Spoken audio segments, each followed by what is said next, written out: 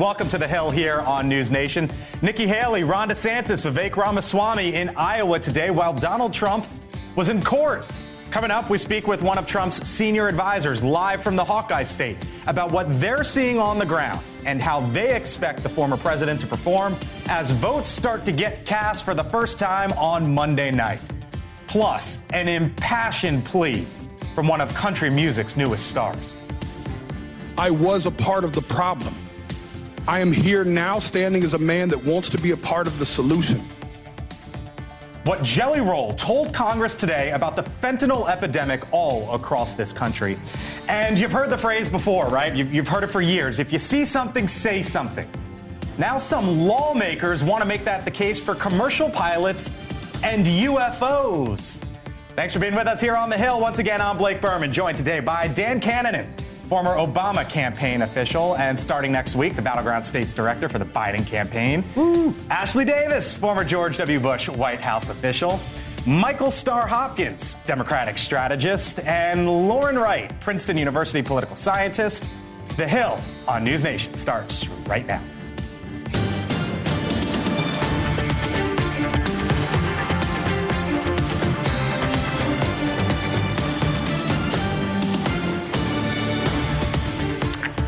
All right, come on in. Thanks for being with us here on The Hill right off the top of the show today. How about this headline? USA Today, Biden campaign beefs up battleground operations with new leadership team. Dig a bit deeper here into that article, and here's what it reports. Dan Cannon will soon be tasked with running battleground states for the Biden campaign. Don't you go anywhere. We're going to tie you up here. I'm sorry. We got lots of questions. It's done. We're not letting you go until we get through them. I'm a sucker for democracy, Blake. All right. You're going to be starting with the Biden campaign shortly. You're here with us today. Yep. But first, how about this headline as well? NewsNationNow.com. Alabama Democrats urge Nick Saban to challenge Tommy Tuberville for U.S. Senate. Now, this all started with a tweet from an Alabama political reporter purely floating the concept, just floating the idea regarding the newly retired Saban. But the Alabama Democratic Party retweeted that and said, "We officially second this." Hello to you all. Nice to have you in. We laugh, but look, not everyone, a lot of folks talking about all these football coaches, the biggest names gone. Nick Saban, Lauren, you have written a book about, name ID, celebrity IDs. We all laughed. Should we? Well, we did before 2016, but we have a long history of this in our country, and this is a great way to get instant statewide name recognition. Think about how many politicians would kill for that to start with.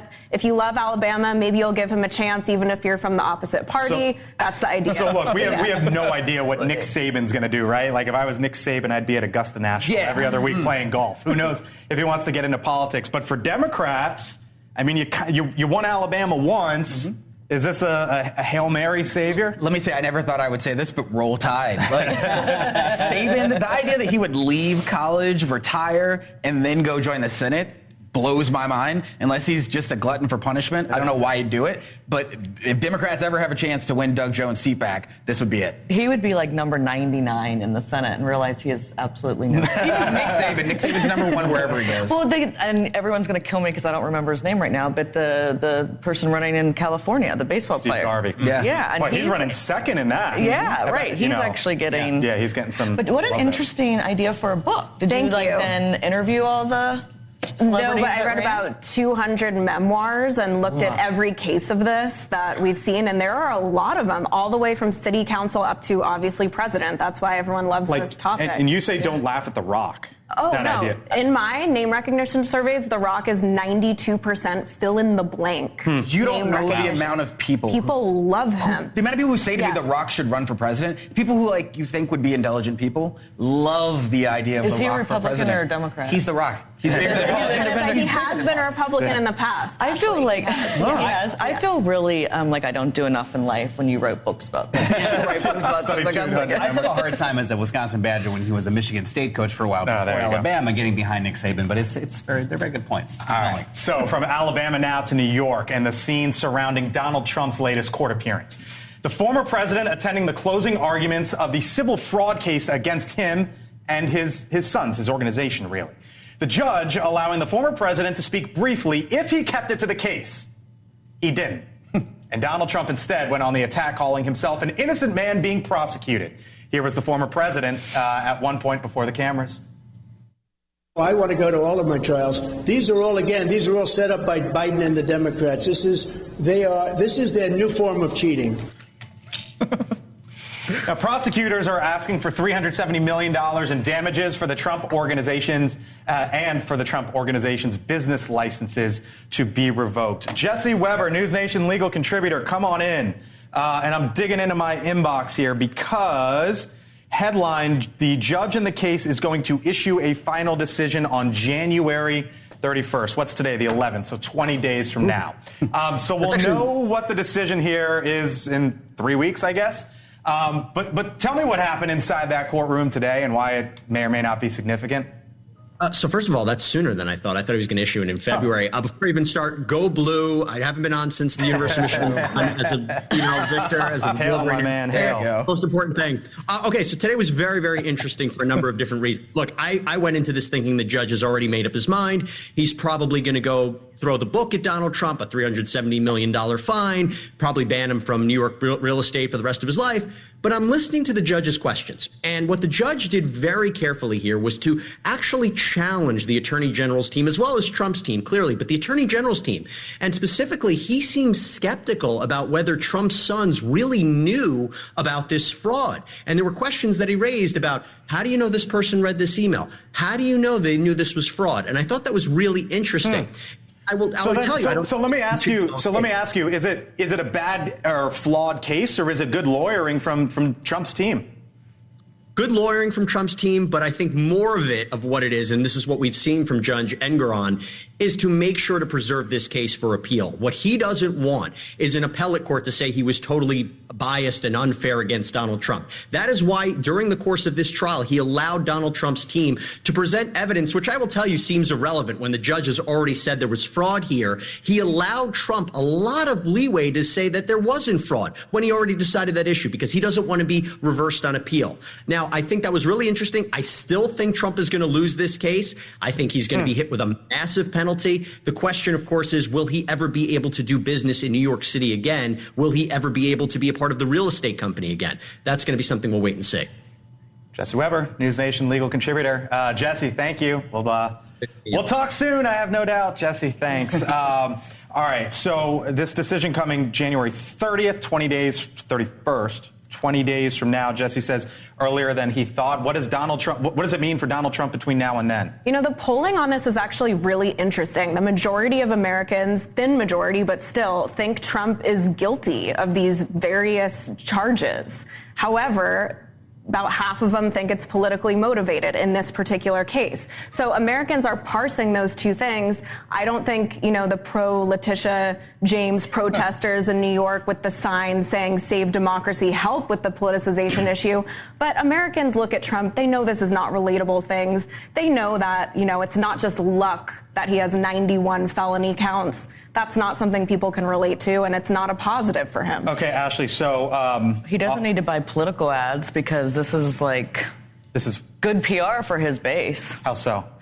Well, especially this case, which I think is a little bit different than the January 6th cases because this is more personal towards his business and his kids. But I just think because he politicizes the court system and says how, which I think is not a good thing because I think it undermines our court system in this country and democracy. But I think that people believe that he's an unfair target. In this case alone is what I'm speaking of. I think one of the problems with him is he's going to alienate independents and Republicans who are just tired of it. He sounds like a crazy guy on the corner ranting.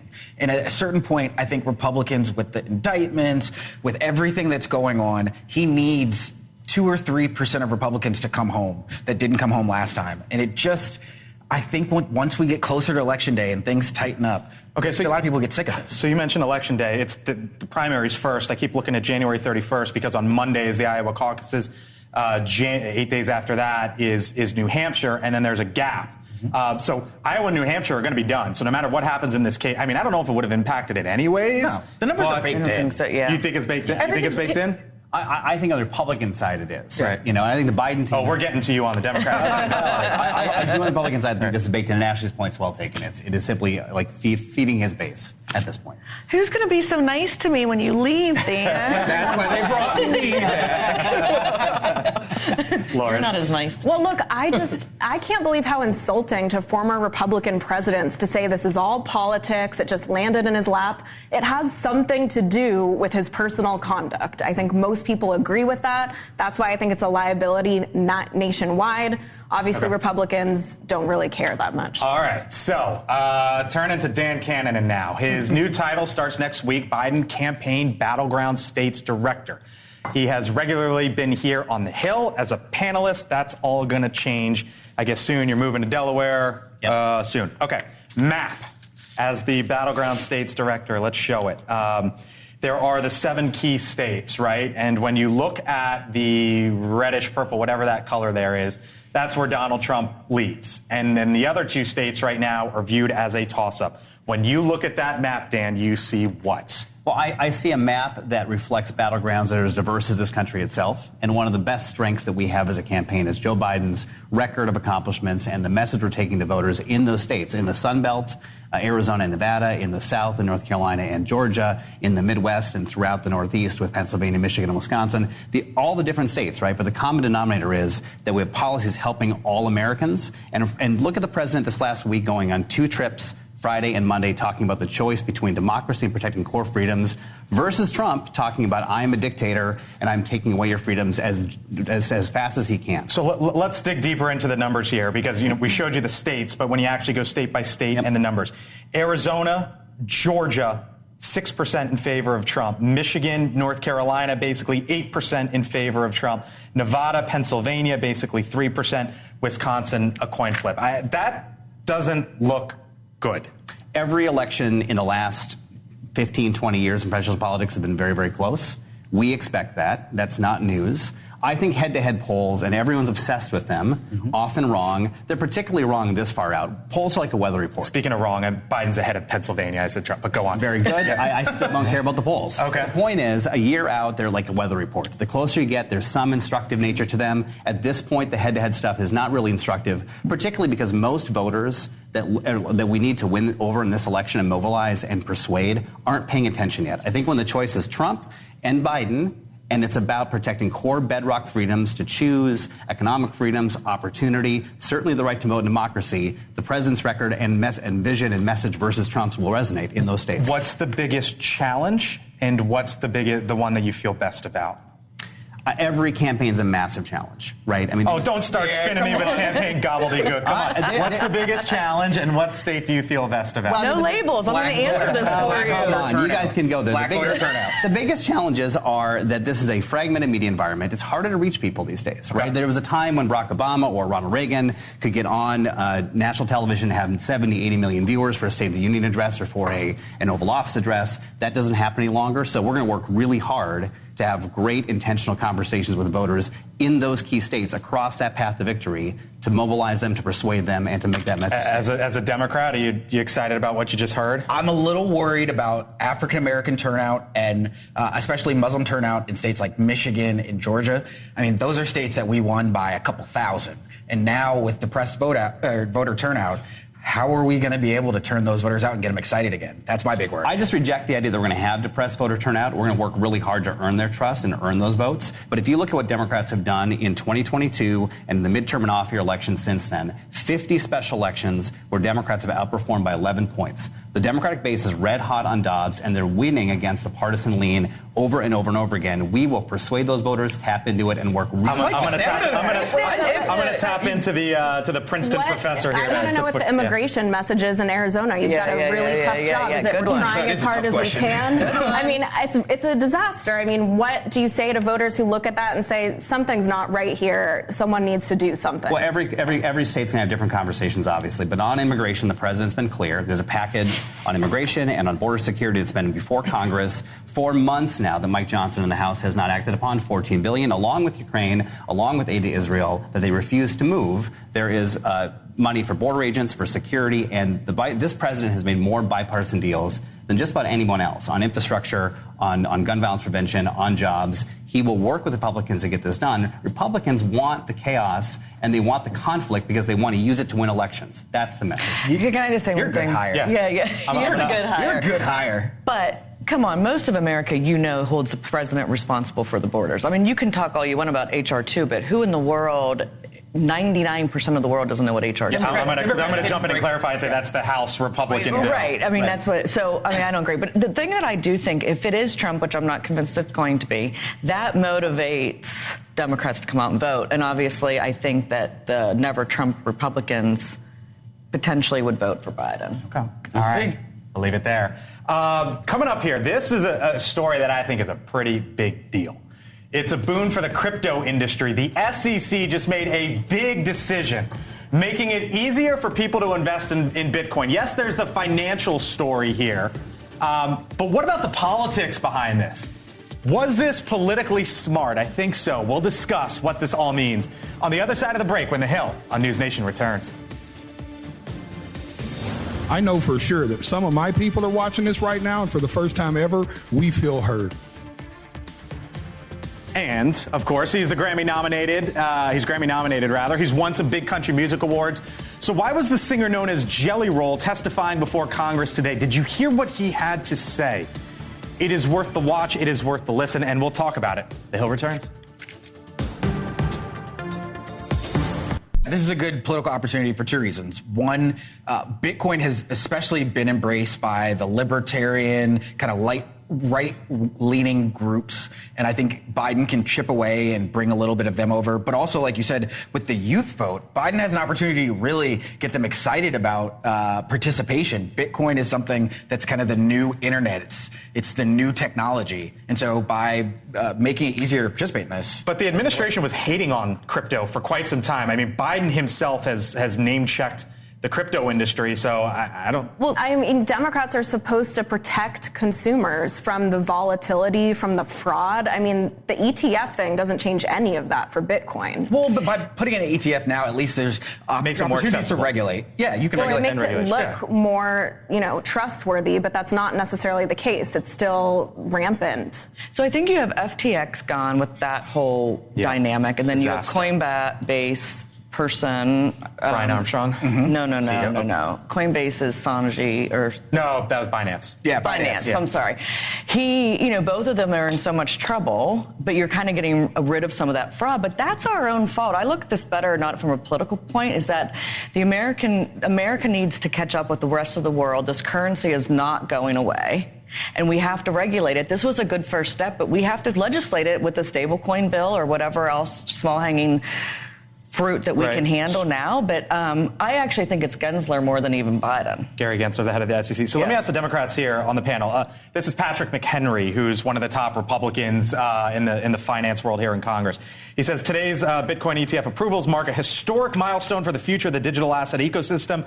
While action to provide clarity and certainty for digital assets remain necessary, the steps taken today are a significant improvement over regulation by enforcement. You agree with one of the top Republicans on this? Well, on the premise of why we're doing this and the politics of it, I mean, I know you're going to the policy here for a second, Blake, but, having been at the EPA and a regulatory agency, I will say that SEC or any other place where this stuff is being considered is pretty insulated from the politics. And I think the best thing the Biden administration can do are the things that make the economy work best for all Americans. I don't know what the result of this will be from a regulatory standpoint, but I don't think this is going to be viewed in political terms on the inside. I mean, the super PAC crypto community's got $100 million super PAC that they're starting trying to influence candidates. So I mean, they are trying to make their way here in Washington. Huge. For sure. The influence that they're going to be able to yield over the next 5 to 10 years, it's going to completely change the finances. Is this going to be a voting bloc? Not in and of itself. Not there yet. In and of itself. Not there yet. No. So. Okay. All right. Step by step. You never know. We'll see. I mean, but going back to McHenry, he's been super supportive of this currency. Yeah. It's going to happen with or without us. With or without us, it's going to happen. Correct. Okay.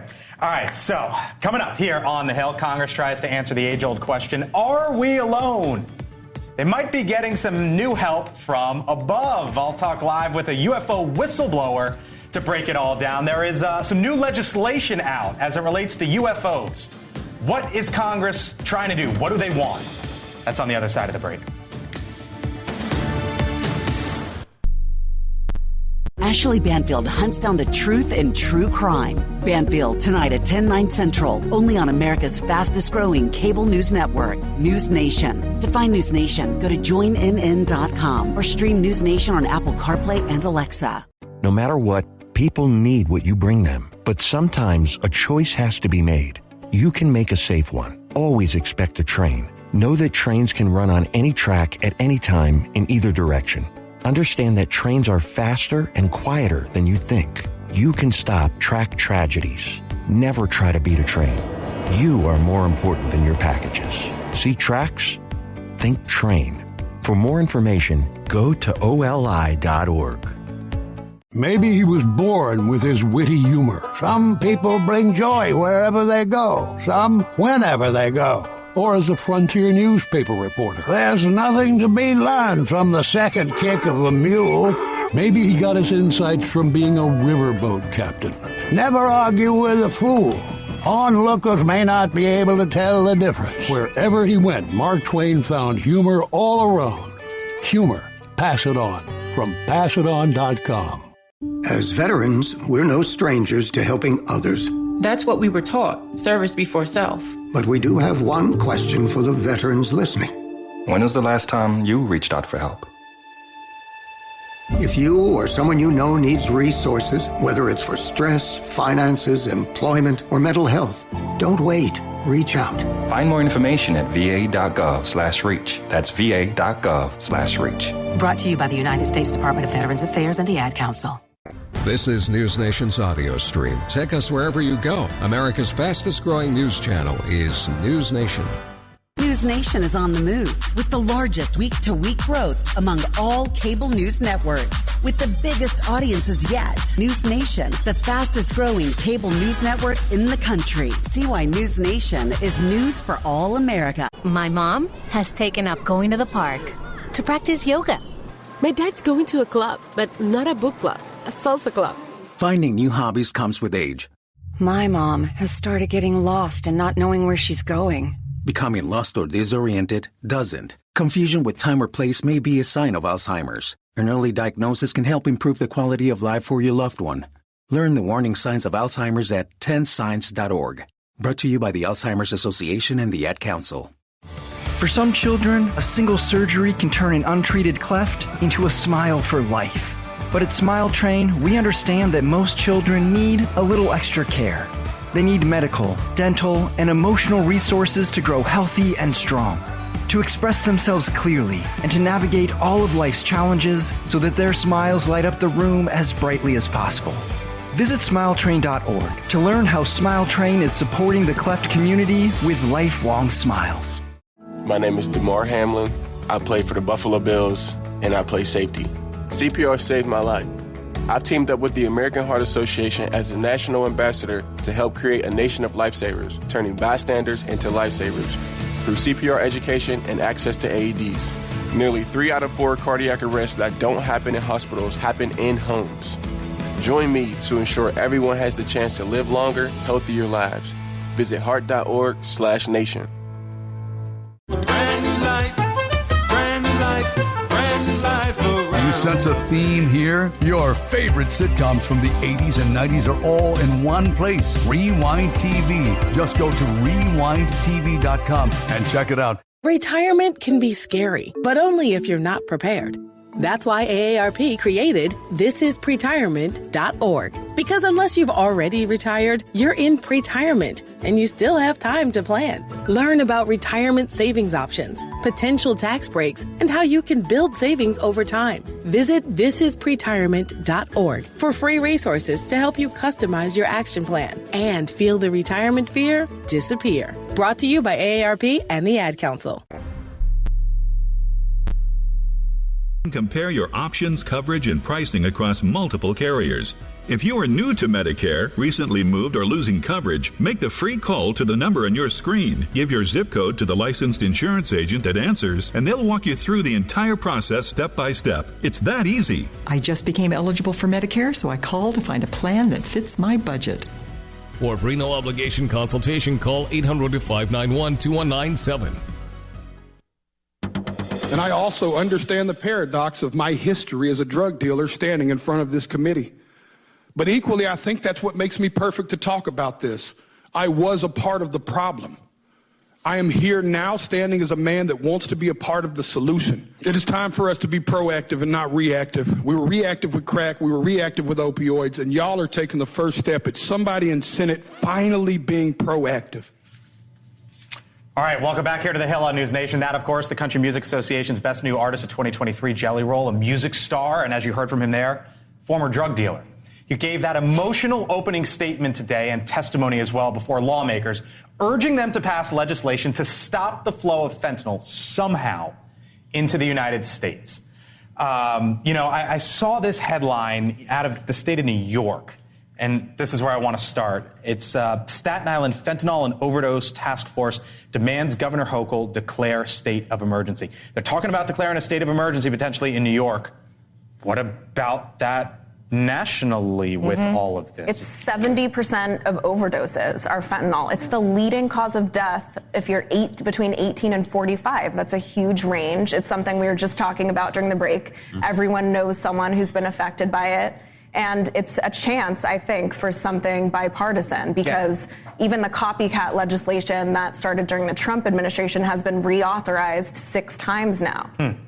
And good for Jelly Roll. I mean, I've never heard of him before today, but I heard of him now, and good for him for what he's doing. I mean, of course, I'm going to bring this back to the border. If we shut our borders down, we wouldn't have the problem of fentanyl coming from China. I agree with you. And then, so before we launch in, that's the question, right? Is like, what do you do? What do you do next? How do you stop this somehow? You'll hear Republicans talk about, because a lot of this comes across the board. Are there other ways? Is that one component? I mean, we've got to address this holistically. It's got to be mental health. It's got to be therapy. It's got to be the border. And I think the problem is we really get distracted in this conversation because the border is such a testy issue that we start talking about the border and lose the fact that every day, as Blake said, a Boeing 737 worth of plane. But you can't stop talking. But you can't stop talking about the border though because it's testy. Well, I mean, but it's not a problem we're going to solve right now. Let's admit we're not going to solve the border. Well, you can stop the flow. Exactly. Well, we can at least deal with treatment. We can deal with the fact that we have people dying in the streets every day who are getting addicted. Yes, from the border, but also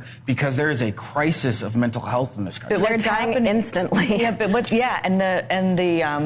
medicine that you can take to do the overdose, they don't work, and they keep upping this fentanyl to have it more potent and more potent. So our drugs that can counter it don't work. But no one wakes up and says, I want to be a fentanyl user. I want to be a fentanyl drug dealer. Like, we need to deal with the circumstances that are causing people to use. I think you're. Go ahead. Well, on this point, I think that the border is obviously a huge issue. We talk about it a lot. And the flow from China is a huge issue. We talk about that a lot. There's also a humanitarian crisis and an unprecedented migration of humans around the globe. There are public health issues. There are national security issues. There are economic issues. These are all massive problems. And Jelly Roll was right. This requires attention and a human touch and bipartisanship. And the problem I have with all the conversations, particularly on the border, I think the support you're making, is that they're loaded politically and they leave no room for actual compromise. There is a deal and there are actions to be taken in a bipartisan way on these issues if folks will come together with honest intent. I hear you both on the loaded politically, but you still, and everyone wants a solution, right? Like there's still got to be, you would hope, Lauren, I think a solution somehow. And I think I'm not you're coming from what a you're saying. good place. I know we have a mental health crisis, but the messaging on that is not going to be okay for Democrats because the root causes of immigration didn't work for them. Most people blame Biden. Most people blame Democrats. So something needs to be done at the border in addition to all of these other ancillary programs because people aren't buying it. They're not willing to say, oh, it's because we have a mental health problem. We'll deal with this down the road. They want answers right now. I'll give you the last word. No other country in the world is dying at the rate that we're dying. That's right. Dan? Well, all that's true. I don't disagree with any of this. But the point I bring back to is on these tough issues, and this is true of this issue, it's true of the Middle East. These are serious times for serious people, and too much of our politics is infected with gotcha stuff. All right, so from the Senate, which you just saw part of Jelly Roll's testimony earlier today, now to the House. And this question, is the truth out there somewhere? Lawmakers continue to push for transparency about UAPs, unidentified anomalous phenomena. UFOs, I guess, as we've talked about for years. Now there is a bipartisan bill that is encouraging commercial pilots, so like the pilot on the plane that you get on, to report UAP sightings and to give them some protections if that happens. The Safe Airspace for Americans Act will require the administrator of the Federal Aviation Administration to establish procedures and reporting requirements for incidents relating to UAPs. Ryan Graves, one of the whistleblowers from last July's congressional hearing, is at the forefront of this effort. He provided insight into how there's been no official system, at least at the time, for reporting sightings. Right now, military witnesses to UAP have limited options for reporting UAP. The military and Department of Defense has stated that UAP represent a critical aviation safety risk. We have not seen that same language being used in the commercial markets. They are not acknowledging this risk. Ryan Graves, come on in. Good to talk to you as always here on the Hill on News Nation. So this is an idea. Obviously, you were in the military. You were a fighter pilot. This is for commercial pilots, right? Like if you see something, give a reporting mechanism and give them protections. What do you make of this proposed bipartisan bill? Yeah, that's absolutely right. For the first time, commercial pilots are now going to have the ability to report UAP incidents through trusted reporting channels, and they don't have to fear repercussions on their medical license or from their employer. Is this long overdue? It's long overdue. We've been hearing from pilots even before the hearings, but especially after the hearings, how happy they are that there's now an opportunity to speak about these issues. On a regular basis, commercial pilots are seeing unknown objects, both very high altitudes as well as in the airspace around them, on repeated flights. And these are some of our most trusted operators up there. We have to trust this sensor network that we have above us to be able to detect these objects, and we have to take them serious. And that's one of the fascinating things to me, Ryan, is these are commercial pilots, right? This is like getting on your Delta or American or United or whatever airline you fly, and they're in the cockpit and they're saying, wait a minute, what is that? And I guess it goes to show sort of the breadth and the depth of all of this, does it not? I mean, this isn't you in a fighter jet, around a military site. Well, what is that? This is, Flight 1426 going to Jacksonville or whatever it may be. That's why you don't go to Jacksonville. Well, that's exactly right. It's really helping us better understand just how wide of a problem this is. We're learning that this is happening in Northern Pacific, Northern Atlantic, the Eastern Atlantic, South America, Middle East, as well as the Far East as well. So we've been seeing that this is now more of a global issue, and the more that reporting there is, the better we'll understand what's happening. All right. I wanted to ask you, because there is a briefing here in Washington tomorrow. There's the group of bipartisan lawmakers that have been all over this UAP story ever since NewsNation broke it in the middle of last year. It started with that, and it's built to this. And I wonder what you hope those lawmakers are briefed with tomorrow. That if they walk out of the camera and they say blank, what do you want to hear from them? I hope to hear that they actually heard the truth in there. That's what I would hope. I hope they actually have their answers questions. For the first time, having the Inspector General there to answer these questions on this topic, I think is monumental. And so I hope they come out satisfied with the answers they received and looking for options of how to share that with the American people. All right, Ryan Graves, thank you for the time as always. You've been at the forefront of this. I know we talk about NewsNation being the first to sort of report this widespread, but you've been talking about this for years, sir, and everything that you've seen. We thank you for the time. Appreciate it. Thanks so much. Yep. Elizabeth Vargas.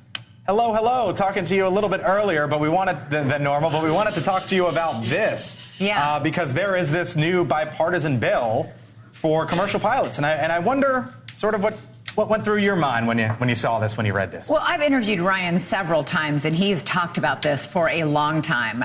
First of all, these pilots get a lot of backlash when they try to report what they've seen and if they take it. Military pilots have an advantage because a lot of times they have cameras in their cockpit, so they get videos of these things.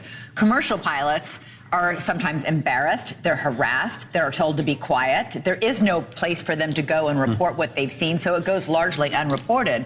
Because one of the first questions was, why are only military pilots seeing these things in the skies? And the answer is they're not.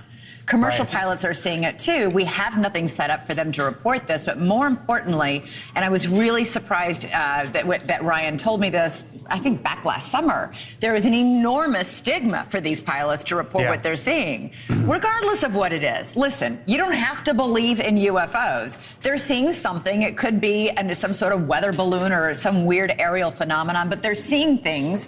They should be able to report it, and it is a safety issue. You have these commercial flights fully loaded with hundreds of passengers, and pilots seeing something aberrant or abnormal in the sky. There should be a way to report that, warn other flights in the area, hey, there's something there, I just saw it, without fearing some sort of backlash or even punishment for doing so.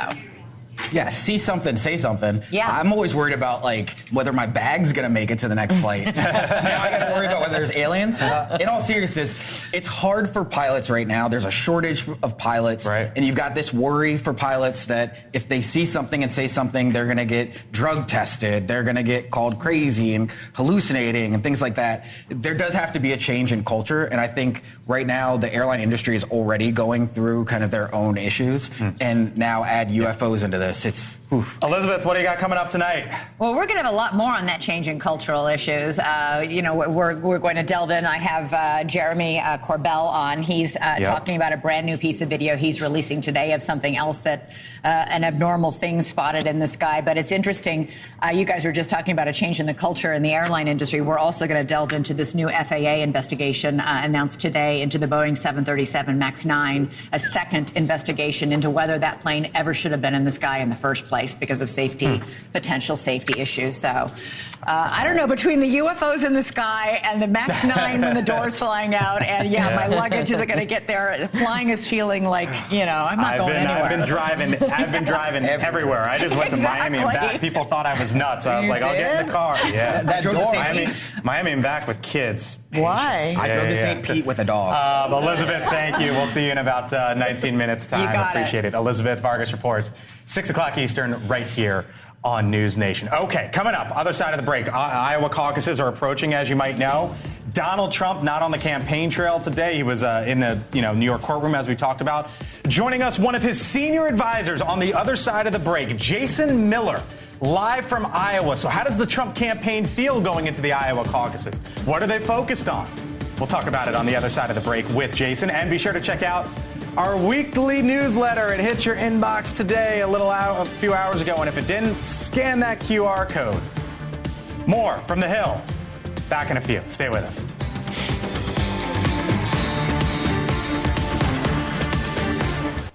Digits, 17 points in the Wall Street Journal poll.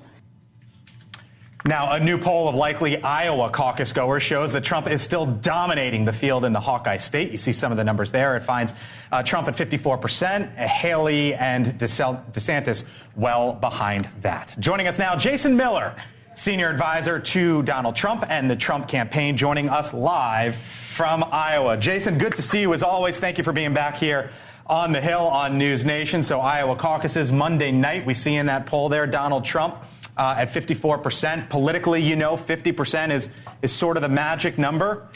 Is he going to break 50% on Monday night in Iowa? Well, way to help me lower expectations here, Blake. Fact of the matter is a win is a win. 12 points is the record. No one has ever in the modern era for a contested primary contest going into caucus night actually won by more than 12, and no one has cracked 50%. So we believe that we're in very good shape with President Trump. We do believe that we're going to win. But you know what? I'm going to take the win, and I'll let the folks like you do all the expectations game. So a smart political observer who was watching this, Jason, might say, well, wait a minute. Are they trying to lower expectations going into this?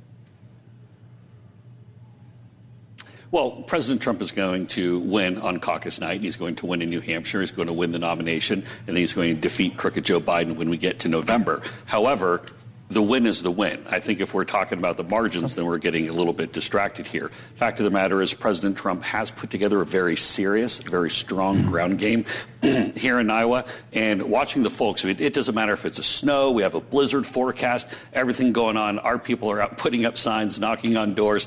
It is a real deal machine that President Trump and his team have put together, and I couldn't be more proud of our volunteers. Nikki Haley, I've seen you on social media going after Nikki Haley, the campaign, the super PAC going after Nikki Haley. Latest commercial, for example, on Nikki Haley against Nikki Haley, and I'll get your reaction on the other side. Americans were promised a secure retirement. Nikki Haley's plan ends that. Haley's plan cuts Social Security benefits for 82% of Americans. Trump will never let that happen. Okay, never let that happen. But Jason, you know this, I know this, everyone in Washington knows this. That thing's going insolvent, Social Security, in 10 years. Something has to happen, Jason, with Social Security. So what is Donald Trump, I'm wondering, willing to do with Social Security to make sure it doesn't go insolvent?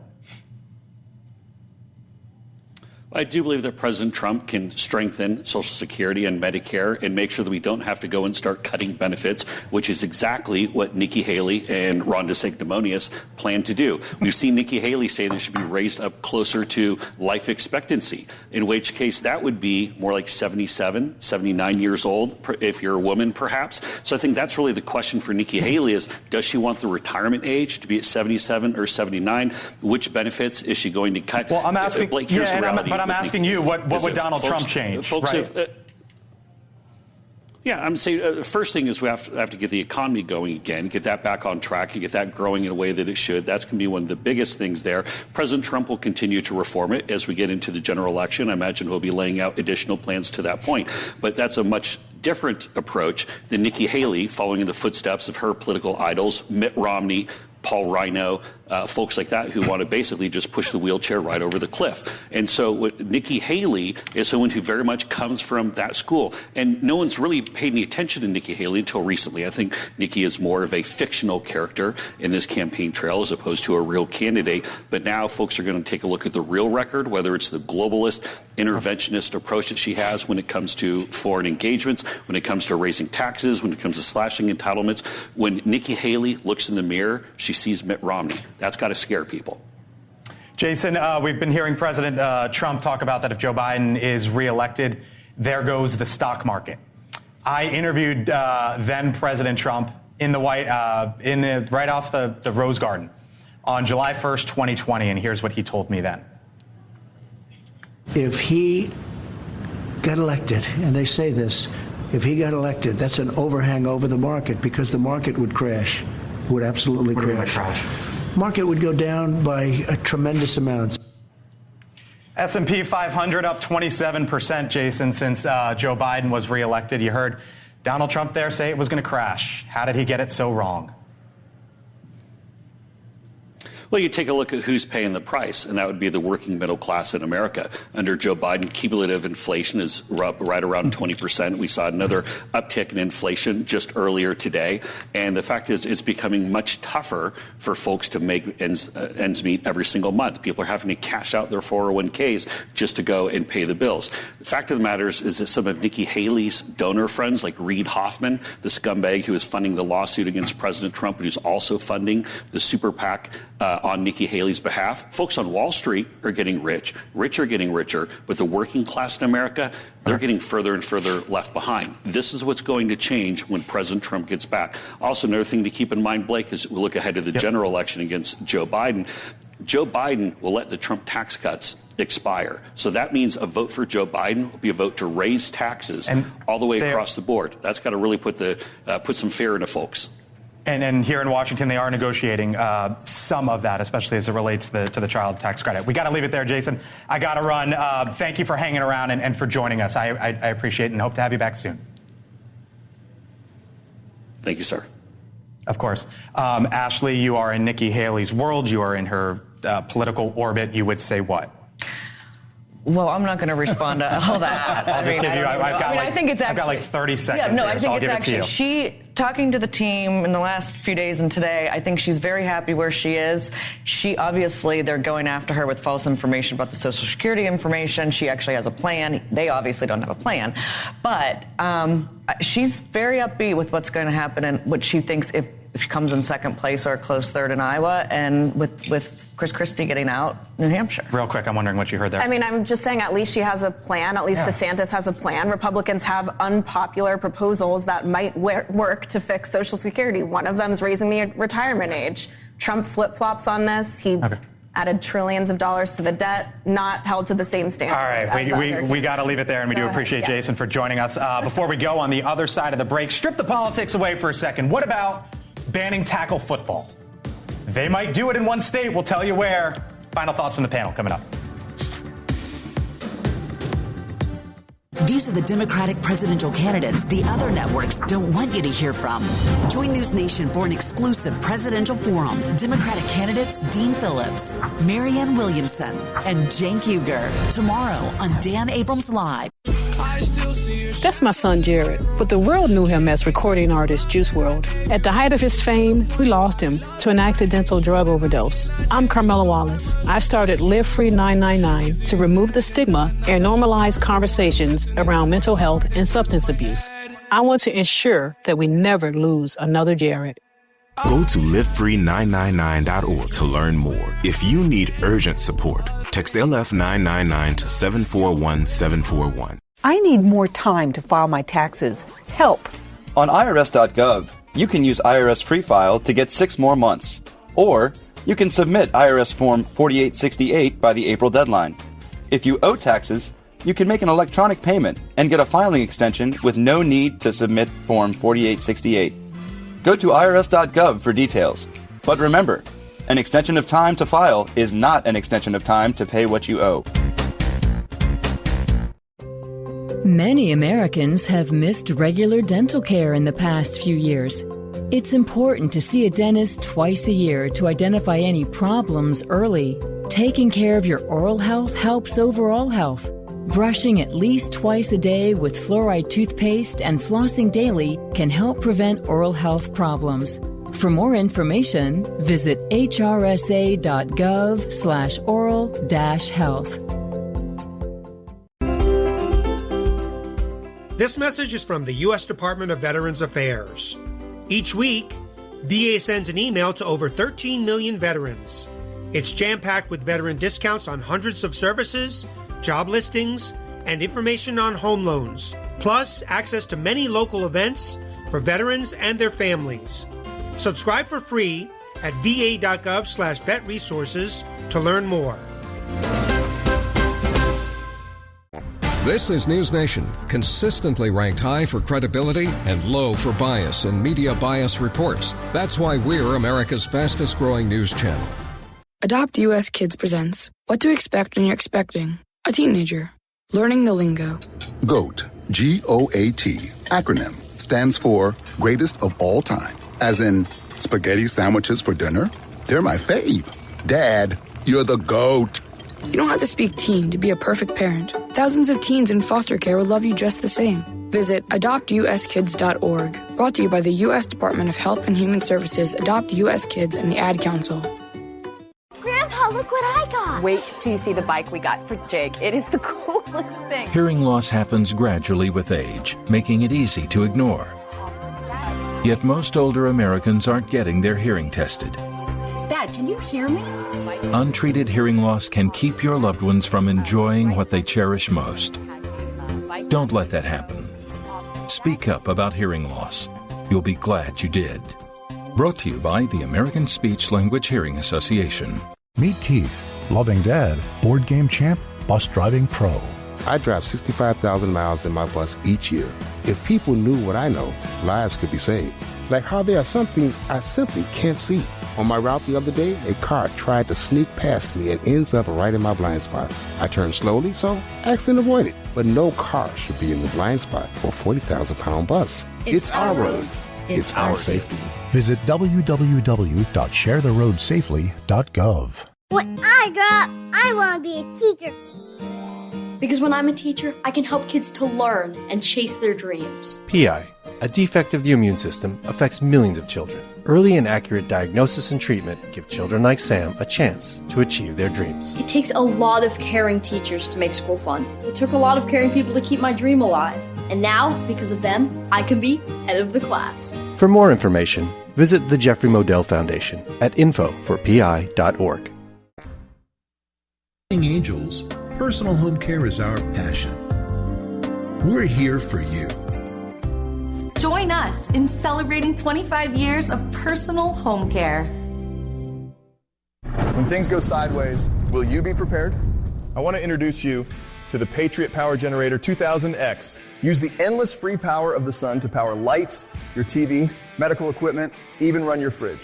And that's without gas, fumes, or noise. Go to 4patriots.com. You'll get a solar panel included free, double the capacity, expandable for more power, and more outlets than ever. This is about peace of mind. Get your solar generator and free panel at 4patriots.com. All right, so before we say goodbye, a story that caught our eyes. Some lawmakers in California trying to ban tackle football for kids under the age of 12. Good idea, bad idea? I don't want to be such a downer on this, but we don't have enough research on CTE to legislate. It's a big... Listen, you want to let your 7-year-old go headfirst into another kid? Like, so be it. Not what I want to do, but, like, this is one where the government can stay out of it. Okay. Yeah, I think it's up to the parents, and California always over-legislates. But I just want to take my time to tell Dan I'll miss him. That's very nice. Yeah. We'll leave it there. Dan moving on to bigger and better things with the Biden campaign going forward. Thank you, guys. Bigger appreciated your time. Thank you all for being here. Thank you for watching at home and listening on SiriusXM.